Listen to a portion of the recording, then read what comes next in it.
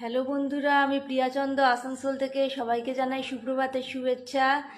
আজকে আমার পাশে আমার ছোট্ট বাবু চলে এসেছে। আজকে বাবু অনেকক্ষণ ঘুম থেকে উঠে গেছে, বাবুকে আমি নিয়ে এসেছি। বাবু আসো আসো, গুড মর্নিং বলো না। আর সবাই কেমন আছো জিজ্ঞেস করো। কেমন আছো? আর এখানে আমরা কি করবো বাবু এখন বসে বসে? সবজি কাটবো। সবজি কাটবো, হ্যাঁ দেখাই সবজিগুলো সবাইকে।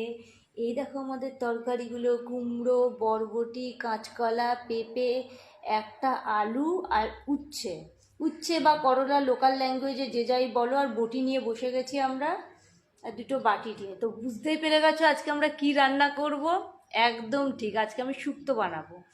তো জেনারেলি খুব সকাল সকাল আমার রান্না হয়, কিন্তু আজকে আমার প্রচণ্ড মাথা ব্যথা সকাল থেকে। এখন একটুখানি কমফোর্টেবল লাগছে, যদিও মাথা ব্যথা কমেনি, মাইগ্রেনের ব্যথা তো। তো একটু দেরি করেই ওই জন্য কাজ শুরু করেছি। তো এখন তাড়াতাড়ি আমি শুক্তো বানাবার জন্য সমস্ত সবজিগুলো কেটে নিই। হ্যাঁ, আপাতত টাটা।